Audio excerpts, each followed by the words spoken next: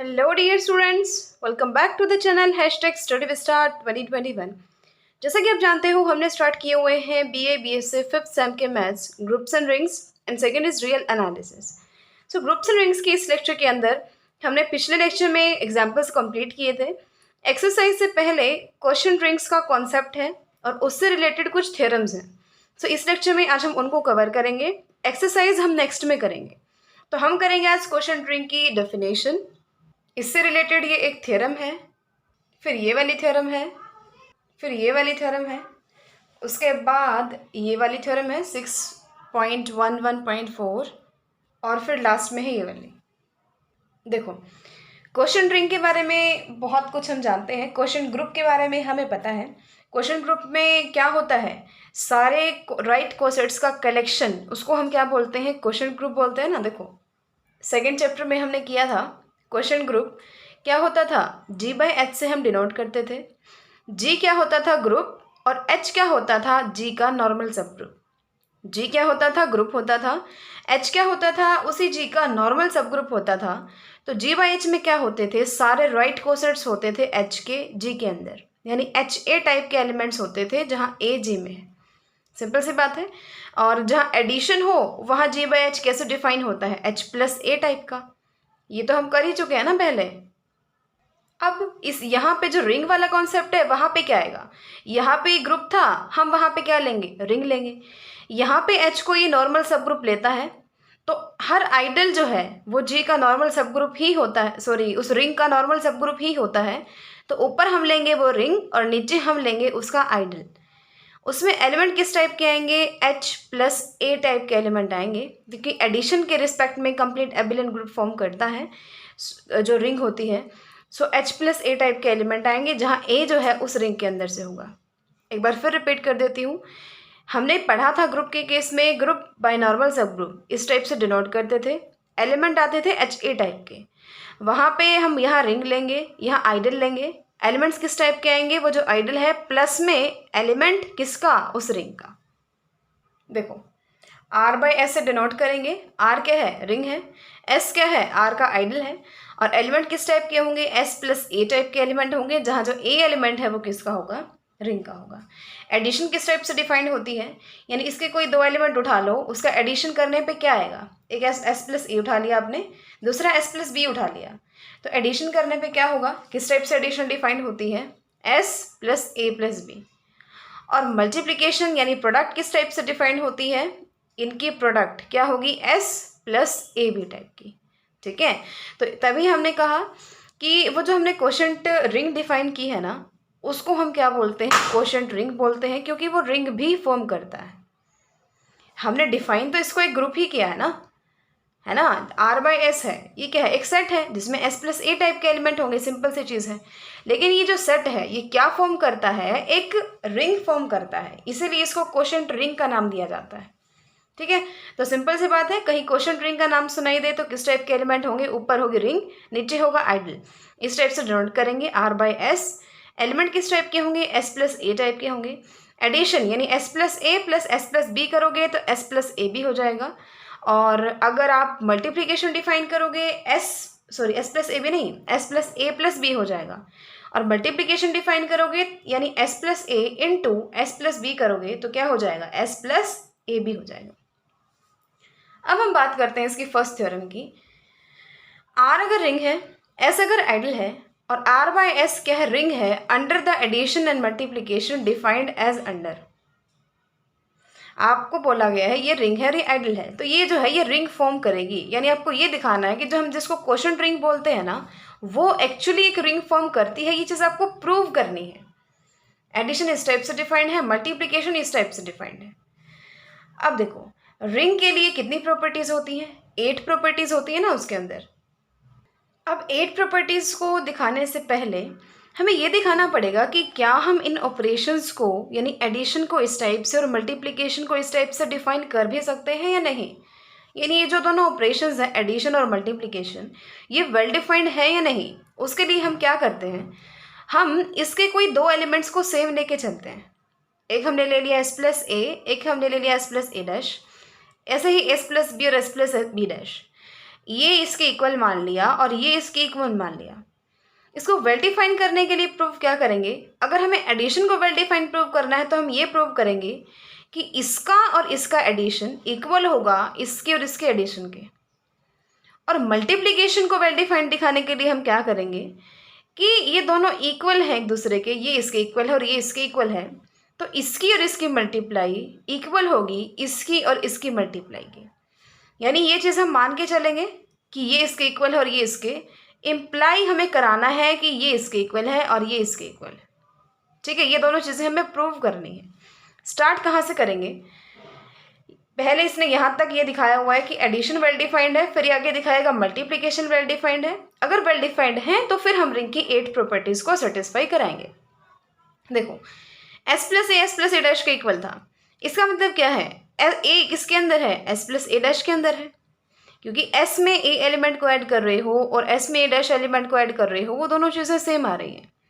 तो इसका मतलब क्या है, ए एलिमेंट कहीं ना कहीं जैसा कि ए को एस में ऐड करोगे तो इसके इक्वल आ रहा है, कहीं ना कहीं ए इस सेट के अंदर है, यानी a belongs to S plus A dash.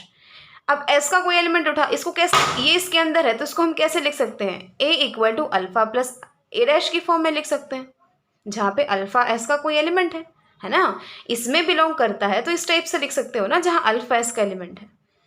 Similarly ये इसके इक्वल है तो बी को भी आप बीटा प्लस बी डैश लिख सकते हो। अब ए प्लस बी अगर आप निकालोगे, ये प्लस ये, फिर अल्फा बीटा को इकट्ठा कर लो, ए डैश बी डैश को इकट्ठा कर लो। अब आप क्या करोगे, ए प्लस बी और ए डैश बी डैश इनको एक साइड कर लो और अल्फा प्लस बीटा को एक साइड। अब देखो अल्फा और बीटा दोनों किसके एलिमेंट्स थे, एस के, अल्फा भी और बीटा भी, तो उनकी एडिशन भी किस में होगी, एस के अंदर होगी, क्योंकि एस क्या है, आइडल है ना, तो आइडल है तो डिफरेंस उसके अंदर होगा, तो एक को नेगेटिव मान लो, एक को मान लो अल्फा, एक को मान लो माइनस बीटा, उनका डिफरेंस एस के अंदर होगा, यानी अल्फा प्लस बीटा एस के अंदर होगा। अब देखो अल्फा प्लस बीटा इस चीज़ के इक्वल है, तो इसका मतलब ये भी एस में चला गया। अब कोई एलिमेंट एस में चला गया, इसका मतलब क्या है, आप इसको ऐसे भी तो लिख सकते हो ना कि A plus B minus A dash plus B dash अगर एस के अंदर है तो S plus A B is equal to S plus A dash B dash के इक्वल हो जाएगा। ये बिल्कुल सेम वैसे ही है जैसे हमने यहाँ पे किया था, कि जैसा कि ये दोनों इक्वल हैं तो ए जो है वो इसके अंदर बिलोंग करेगा।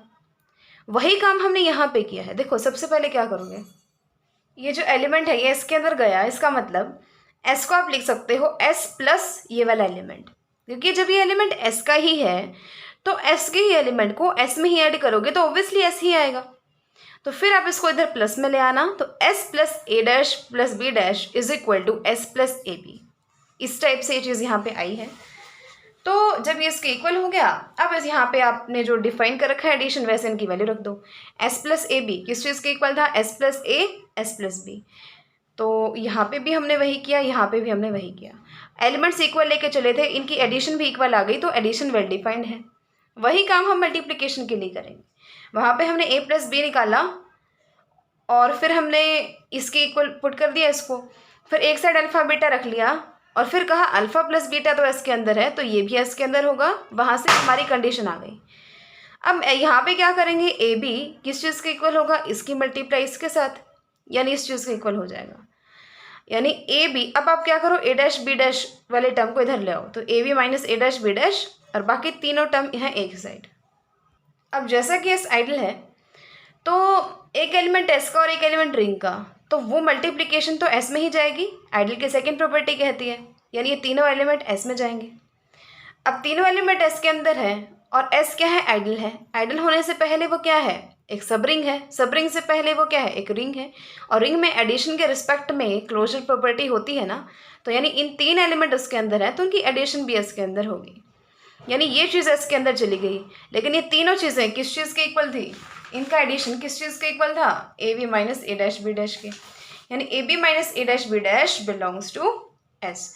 अब वही चीज़ है, अगर कोई एलिमेंट एस के अंदर है तो S is equal to S plus A B minus A dash B dash, फिर ए डैश बी डैश को इधर प्लस में ले आओ, तो S plus A dash B dash will be equal to S plus A B.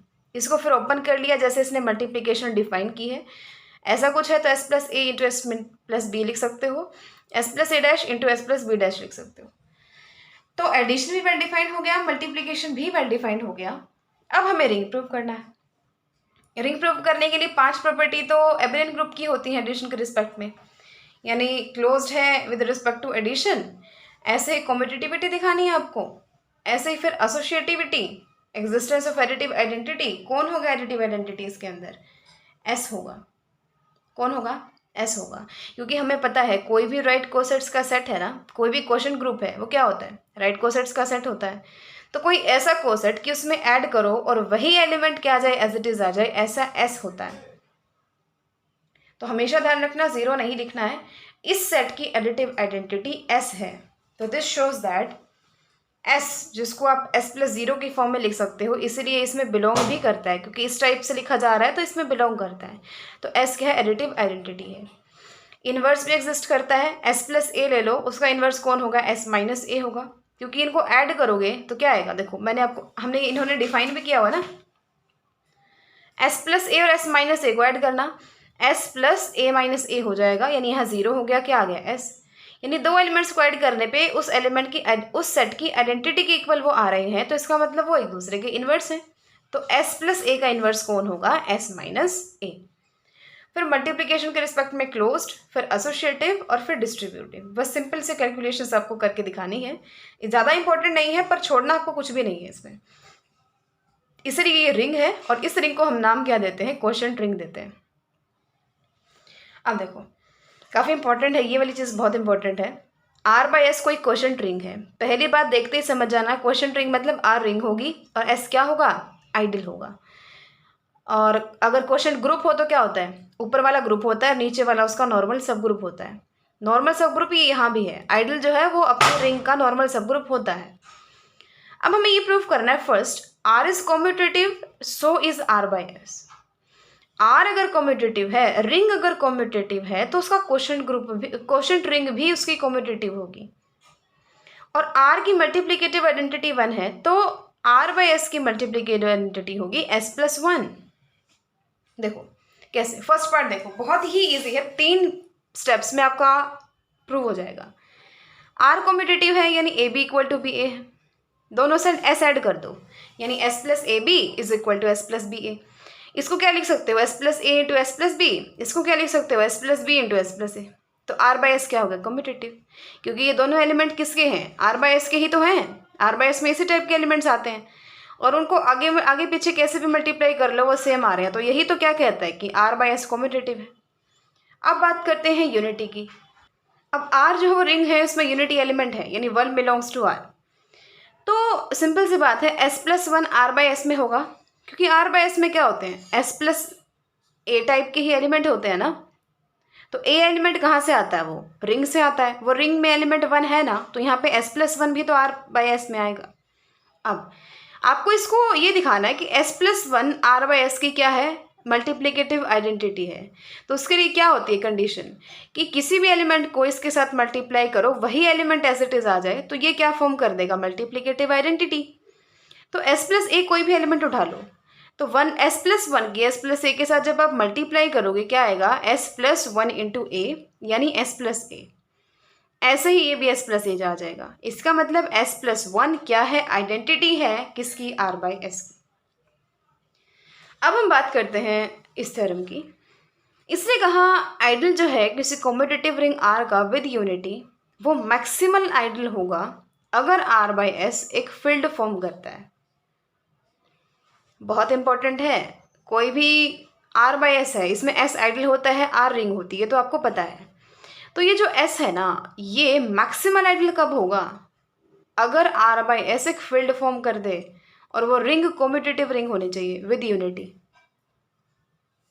देखो इसको prove करते हैं। पहली बात तो ये इफ एंड ओनली इफ है, यानी एक बार आपको ये लेके चलना पड़ेगा कि वो आइडियल है, वो तो खैर हो गई। कॉम्पिटिटिव रिंग विद यूनिटी है और मैक्सिमल आइडियल है, वो ये आपको लेके चलना है, और प्रूव ये करना है कि ये फील्ड फॉर्म करेगा। फिर ये लेके चलना है कि वो फील्ड फॉर्म करेगा, फिर आपको ये प्रूव करना है कि एस जो है वो मैक्सिमल है। देखो पहले ये ले लेते हैं कि वो मैक्सिमल आइडियल है, और आर है वो कम्यूटेटिव रिंग विद यूनिटी है। अब देखिए इसमें कम्यूटेटिव रिंग विद यूनिटी है, तो आर बाई एस में भी कम्यूटेटिव रिंग विद यूनिटी होगी, और वो कौन होगी? S+1। ये हमने कहा था ना, अगर इसके पास यूनिटी है 1 है तो इसके पास वो यूनिटी कौन होगी? S+1 होगी। अभी ऊपर ही हमने किया है। अब देखो, पहले हम ये देखते हैं हमें प्रूव क्या करना है। हमें ये प्रूव करना है कि आर बाई एस जो है वो फील्ड है। अब फील्ड में कितनी प्रॉपर्टीज़ होती हैं? 11 प्रॉपर्टीज़ होती हैं। रिंग में कितनी होती हैं? 8 होती हैं। कम्यूटेटिविटी 9 हो गई, यूनिटी भी दे दिया 10 हो गई, यानी सिर्फ एक बाकी है। कौन सी वाली? मल्टीप्लिकेशन के रिस्पेक्ट में इन्वर्स।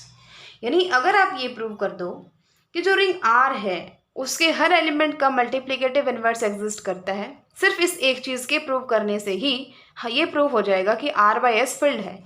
क्योंकि ऑब्वियसली, एक मिनट, अब कहीं आप इस चीज़ से तो कंफ्यूज नहीं हो रहे हो ना कि जो रिंग है आर कम्यूटेटिव दी हुई है और ये बोला हुआ है कि आर के पास ही यूनिटी है, तो आर बाई एस कैसे कम्यूटेटिव हो गया और आर बाई एस के पास कैसे यूनिटी हो गई?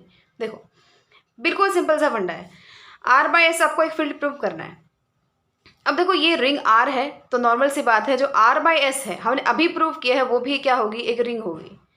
यानी आर बाई एस, अगर आर एक रिंग है तो आर बाई एस ऑब्वियसली एक रिंग होगी। यानी 8 प्रॉपर्टीज तो ये ऑब्वियसली सेटिस्फाई करता है।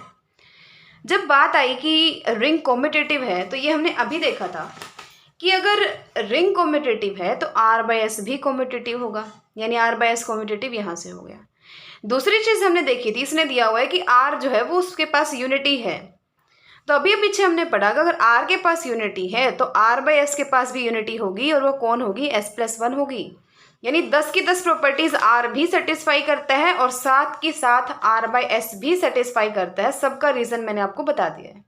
लेकिन एक चीज़ रहती है, इसको फील्ड का प्रूव करने के लिए 11 प्रॉपर्टीज सेटिस्फाई करानी होती हैं। 10 हो गई हैं, 11 कौन सी रहती है कि इसके हर एलिमेंट का, आर बाई एस के हर एलिमेंट का मल्टीप्लिकेटिव इनवर्स एग्जिस्ट करता है। आर के एलिमेंट का नहीं, आर बाई एस के हर एलिमेंट का मल्टीप्लिकेटिव इनवर्स एग्जिस्ट करता है। तो सिर्फ एक चीज़ प्रूव करनी है, ये अपने आप फील्ड प्रूव हो जाएगा। देखो, इसका आपने कोई नॉन जीरो एलिमेंट उठा लिया। अब ये शो करने के लिए कि ये फील्ड है, सिर्फ ये शो करना काफ़ी है कि ये इन्वर्टिबल है, यानी इसका इन्वर्स भी इसके अंदर है। यानी सिर्फ यही प्रूव करना है। अब देखो वो कैसे करेंगे। S+A हमने आर बाई एस में से लिया है, इसका मतलब S+A इक्वल नहीं है एस के अंदर, सॉरी एस के। S+A किस में बिलोंग करता है? आर बाई एस में बिलोंग करता है। इसका मतलब S+A किसके इक्वल नहीं है? एस के इक्वल नहीं है। ये चीज़ इसने कैसे बोली? जैसे हम करते हैं ना कि आपने ए जो है वो कोई, फॉर एग्जांपल आपने ए आर का कोई नॉन जीरो एलिमेंट ले लिया, जो आपने कह दिया वो नॉन जीरो एलिमेंट है, तो वो जीरो के इक्वल तो नहीं होगा ना।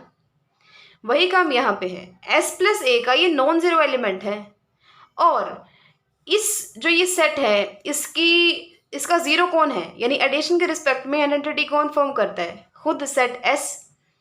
यानी जब हमने कह दिया ये नॉन जीरो एलिमेंट है तो ये इस सेट की जीरो के इक्वल तो कभी नहीं हो सकता ना, और इस सेट की जीरो यानी इस सेट का एडिटिव आइडेंटिटी कौन है? S है। तो S+A S के इक्वल नहीं हो सकता। अब S+A S के इक्वल नहीं है तो इसका मतलब A S में नहीं है। अगर A S में होता तो A को S में ऐड करने से S ही सेट आ जाता, लेकिन ये S सेट नहीं आया है तो A S में नहीं है। AR आपने मान लिया सच दैट AR टाइप के एलिमेंट है जहाँ R R में से है, और अब इस टाइप के हैं तो सीधा सा हमें दिख रहा है कि A से जनरेट हो रहे हैं सारे एलिमेंट, A के मल्टीपल होंगे तो ये प्रिंसिपल आइडल होगा जो कि A से जनरेट होगा। अब आपको पता है कि कोई भी दो आइडल है उनका सम जो है वो एक आइडल होता है। एक तो आपने S आइडल माना था और दूसरा आइडल कौन सा हो गया? AR हो गया, तो इनका एडिशन भी एक आइडल होगा। अब देखो, अब A किस में चला जाएगा? S+AR में। क्यों चला जाएगा? क्योंकि A को आप कैसे लिख सकते हो? 0 + A × 1 लिख सकते हो। अब 0 S का एलिमेंट है, 1 R का एलिमेंट है और A तो है ही, तो इस टाइप का एलिमेंट किस में चला गया? S+AR में। और हमने कहा था A S में तो है नहीं। इसका मतलब क्या? बिल्कुल ध्यान से समझना, A जो है वो इसमें बिलोंग करता है, लेकिन A S का एलिमेंट है नहीं। इसका मतलब S जो सेट है वो इसके इक्वल तो कभी नहीं हो सकता, क्योंकि एक एलिमेंट इसके अंदर तो है लेकिन इसके अंदर नहीं है। तो क्या S और S+AR इक्वल हो सकते हैं? नहीं हो सकते। इसीलिए ये इसका सबसेट तो हो सकता है लेकिन इक्वल कभी नहीं होगा। अब एक चीज़ हमें पता है S प्लस ए आर क्या है, R का आइडल है, तो ऑब्वियसली R का सबसेट होगा, तो S plus A are subset है R का। अब हमने देखा था कि S मैक्सिमल आइडल है, हमने माना हुआ है ना, ये तो फील्ड प्रूव करना है और मैक्सिमल माना है। अब मैक्सिमल की कंडीशन क्या होती है, S मैक्सिमल है मतलब उसके और R के बीच में कोई नहीं आ सकता, अगर कोई आया या तो वो इसके इक्वल है या फिर वो इसके इक्वल है, लेकिन इसके इक्वल नहीं होगा, हमने अभी देख लिया क्यों नहीं होगा। तो इसका मतलब ये सिर्फ एक ही पॉसिबिलिटी बचती है, S प्लस ए आर किसके इक्वल है, R के। अब देखो, अब ये वही चीज़ है कि जो S plus A are R के इक्वल है, यानी R के हर एलिमेंट को आप S प्लस ए आर इस फॉर्म में लिख सकते हो, यानी R का आपने कोई वन एलिमेंट उठाया तो वन को आप क्या ले सकते हो, S प्लस ए आर लिख सकते हो, जहाँ S R का एलिमेंट है और R R का एलिमेंट है। दोनों साइड आपने S ऐड कर दिया और फिर देखो जैसे इसको ओपन करते हैं ना वैसे ओपन कर लिया, S plus S plus S plus A R. अब ये क्या हो गया, S प्लस एस, S किसका एलिमेंट था, S का, और S प्लस एस उसके एलिमेंट के साथ उसी की एडिशन कर रहे हो, तो ये किसके इक्वल आ गया, S के। तो S plus I A R, अब S प्लस एच तो ऑब्वियसली S ही होगा, तो S प्लस ए आर आ गया टोटली। इसको क्या लिख सकते हो, S plus A S plus R, यानी कि किन्हीं दो एलिमेंट्स की मल्टीप्लिकेशन उस क्वोशिएंट रिंग के आइडेंटिटी के इक्वल आ रही है, मल्टीप्लिकेटिव आइडेंटिटी के। तो इसका मतलब जो हमने S प्लस ए एलिमेंट लिया था उसका मल्टीप्लिकेटिव इन्वर्स कौन है, S प्लस आर है। तो इसका मतलब आर्बिट्रेरी एलिमेंट उठाया उसका इन्वर्स एग्जिस्ट कर गया, तो इसका मतलब 10 प्रॉपर्टी तो थी ही, 11th प्रॉपर्टी भी सेटिस्फाई करता है R बाई एस, और वो कौन सी, कि हर नॉन जीरो एलिमेंट का मल्टीप्लिकेटिव इन्वर्स एग्जिस्ट करता है। इसका मतलब ये फील्ड है। अब हम ये लेके चलेंगे कि वो फील्ड है, कन्वर्सली में हम फील्ड लेके चलेंगे, हमें ये प्रूव करना है कि वो कैसा है, मैक्सिमल आइडल है। अब अगर वो फील्ड है, अब मैक्सिमल प्रूव करने के लिए आपको पता है हम क्या करते हैं, मैक्सिमल प्रूव करने के लिए हम ये प्रूव करते हैं कि उनके बीच में कोई ना कोई भी आइडल नहीं आ सकता। अब देखो S जो है वो S डैश में अंदर कंटेंट है, लेकिन इसके इक्वल नहीं है, और R जो है वो उसका सबसेट है। ये चीज़ हमने मान रखी है इस टाइप से, क्योंकि लास्ट में हम ये दिखाना चाहते हैं कि S डैश R के इक्वल है। देखो तभी ये जो S है वो मैक्सिमल हो जाएगा ना, क्योंकि यही कंडीशन होती है कि X मैक्सिमल कब होगा, अगर इसको इसके बीच में कोई आइडल आ भी जाए वो या तो इसके इक्वल हो या फिर इसके इक्वल हो। यहाँ हमने इक्वलिटी रखी ही नहीं है, यानी S के इक्वल ये हो नहीं सकता, यानी अगर हम दिखा दें कि S डैश R के इक्वल है तो S जो है वो मैक्सिमल आइडल हो जाएगा। अब देखो S जो है वो इसके अंदर कंटेन है, लेकिन इक्वल हमने साइन हटा दिया है, यानी S और S डैश कभी इक्वल नहीं हो सकते। इसका मतलब इस S डैश में कोई ना कोई एक्स्ट्रा एलिमेंट कम से कम एक ऐसा ज़रूर होगा जो S डैश में तो है लेकिन S में नहीं है ना। S के तो सारे S डैश में हैं, लेकिन S डैश के सारे S में थोड़ी ना है, तो इसमें कोई ना कोई एलिमेंट S ज़रूर होगा जो S डैश में है लेकिन S में नहीं है। अब S में नहीं है तो S प्लस एस S के इक्वल नहीं है, क्योंकि होता इसमें बिलोंग करता S में, तो इक्वल हो जाते। अब ये इसके इक्वल नहीं है, यानी इस सेट की ज़ीरो के इक्वल ये एलिमेंट नहीं है, तो ये नॉन ज़ीरो एलिमेंट है इस सेट का। ठीक है, S क्या है, हम ज़ीरो मान के चलते हैं इस सेट की, इसकी एडिटिव आइडेंटिटी S होती है। ये जो एलिमेंट है उसकी एडिटिव आइडेंटिटी के इक्वल नहीं है, इसका मतलब ये नॉन ज़ीरो एलिमेंट है, ज़ीरो एलिमेंट नहीं है। अब जैसा कि हमने ये फील्ड माना है तो हर किसी एलिमेंट का मल्टीप्लिकेटिव इन्वर्स तो एग्जिस्ट करता है, तो S प्लस एस का भी कोई मल्टीप्लिकेटिव एलिमेंट एग्जिस्ट करेगा। और मल्टीप्लिकेटिव इन्वर्स की कंडीशन क्या होती है कि इसके लिए कोई ऐसा एलिमेंट एग्जिस्ट कर जाए कि इनकी मल्टीप्लिकेशन उसके मल्टीप्लिकेटिव आइडेंटिटी के इक्वल हो जाए। S तो होती है एडिटिव आइडेंटिटी और S प्लस वन होती है मल्टीप्लिकेटिव आइडेंटिटी। ये चीज़ ध्यान रखना, S प्लस एस टी और S प्लस वन हो गया, क्योंकि एडिशन मल्टीप्लिकेशन इसी टाइप से डिफाइंड है ना, S तो ऐसे ही रह जाए, एस टी यहाँ पे ऐड हो जाए। अब ये इसके इक्वल है, इसका मतलब इसको फिर एलिमेंट को ना इधर ले आओ माइनस में, तो S plus S T minus one equal to S।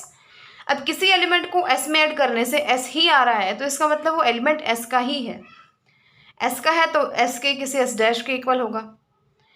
अब एक बात बताओ, इस वन को एक साइड रख लो, इसको इधर ले आओ, S T और S डैश सारे के सारे किसके एलिमेंट हैं यहाँ पे, S डैश तो डायरेक्टली हमने एलिमेंट ही, सॉरी जो S है वो तो हमने एलिमेंट ही S डैश का लिया हुआ है, और जो T एलिमेंट है वो कहाँ का है, रिंग का है, क्योंकि देखो S प्लस टी हमने R बाई एस में से लिया है, इसमें एलिमेंट किस टाइप के होते हैं, S प्लस ए टाइप के, जहाँ A एलिमेंट रिंग से आता है तो T एलिमेंट रिंग से आएगा। यानी एस एलिमेंट है एस डैश का, टी एलिमेंट है रिंग का, और एस डैश एक आइडल है, तो एक एलिमेंट रिंग उसी आइडल का, एक एलिमेंट रिंग का, उनकी मल्टीप्लिकेशन भी किस में जाएगी, उस आइडल के अंदर जाएगी। और जो एस डैश है, एस डैश हमने लिया ही एस से है, और एस के जो सारे एलिमेंट है वो है किसके अंदर, एस डैश के अंदर, क्योंकि ये इसका सबसेट है। तो इसका मतलब 1 किसके अंदर चला गया, एस डैश के अंदर।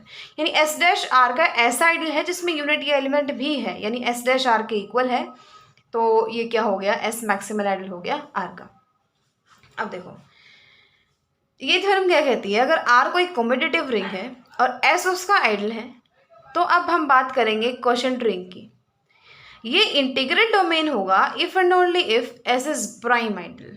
अगर ये प्राइम आइडल है तो ये इंटीग्रल डोमेन होगा, अगर ये इंटीग्रल डोमेन है तो एस प्राइम आइडल होगा। पहले इफ एंड ओनली इफ है, यानी प्रूव करना पड़ेगा दोनों साइड से।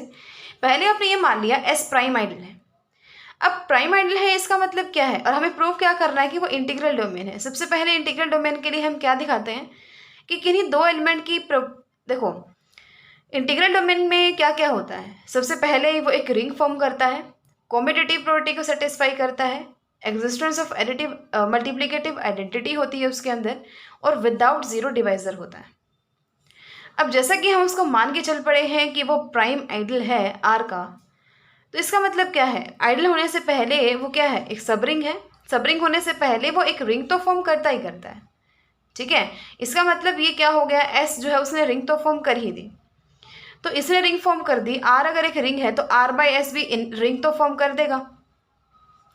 अब आर एक कॉम्यूटेटिव रिंग दी हुई है तो आर बाई एस भी कॉम्यूटेटिव होगा, यानी कॉम्यूटेटिव प्रॉपर्टी को भी सेटिस्फाई करेगा। यानी अब हमें मेन काम क्या प्रूव, और यूनिटी भी इसके अंदर होगी, यानी मेन काम अब आपको। बाकी पता है क्या होता है, जो कुछ बुक्स ऐसी हैं जो इंटीग्रल डोमेन के अंदर यूनिटी को इंक्लूड करती हैं, कुछ बुक्स ऐसी हैं जो यूनिटी को नहीं मानती कि वो इंटीग्रल डोमेन होने के लिए यूनिटी ज़रूरी है उसके अंदर होना। तो कई बार ये उसको मतलब कंसिडर कर लेते हैं, कई बार नहीं करते। इसमें इन्होंने नहीं किया हुआ, यानी इंटीग्रल डोमेन के लिए ये 3 ही कंडीशन मान के चलते हैं। पहले कि वो रिंग हो, दूसरा अगर वो कॉम्यूटेटिव प्रॉपर्टी को सेटिस्फाई करे, और तीसरा वो विदाउट जीरो डिवाइजर हो। रिंग तो है ही, क्योंकि आर एक रिंग है तो ये भी रिंग है, आर कॉम्यूटेटिव है तो आर बाई एस भी कॉम्यूटेटिव हो जाएगा। यानी अगर हम विदाउट जीरो डिवाइजर दिखा दें तो आर बाई एस क्या हो जाएगा, इंटीग्रल डोमेन हो जाएगा। ठीक है, आई होप अब हर चीज़ का आपको रीज़न पता है। एस प्राइम आइडल है ये हम मान के चलेंगे। अब इंटीग्रल डोमेन के लिए विदाउट जीरो डिवाइजर प्रॉपर्टी दिखानी है बस, और वो क्या है कि दो एलिमेंट्स की प्रोडक्ट अगर जीरो एलिमेंट के बराबर है तो या तो पहले वाला जीरो है या फिर दूसरे वाला जीरो है। अब पहले मान लेते हैं उन दो की मल्टीप्लिकेशन जीरो के इक्वल है। जीरो मतलब इस सेट का जो जीरो एलिमेंट है, यानी इस सेट की जो एडिटिव आइडेंटिटी है, कौन है वो, एस है, या फिर आप जीरो प्लस एस लिख सकते हो। तो अब लास्ट में आपको ये शो करना है कि जैसा कि इनकी मल्टीप्लाई जीरो एलिमेंट के इक्वल है इस सेट के, तो या तो एस प्लस ए एस के इक्वल है या फिर एस प्लस बी एस के इक्वल है। अब देखो इनकी मल्टीप्लाई करो, S plus A B equal to S, यानी इस एलिमेंट की सेट के साथ ऐड करने पे यही एलिमेंट, यही सेट एज इट इज आ रहा है, इसका मतलब वो एलिमेंट एस का है। अब एस जो है, एस क्या है, एक प्राइम आइडल है। प्राइम आइडल क्या कहता है कि दो एलिमेंट की मल्टीप्लाई अगर उस सेट में है, या तो पहले वाला एलिमेंट उसमें है या फिर दूसरे वाला एलिमेंट उसमें है। प्राइम आइडल की प्रॉपर्टी है।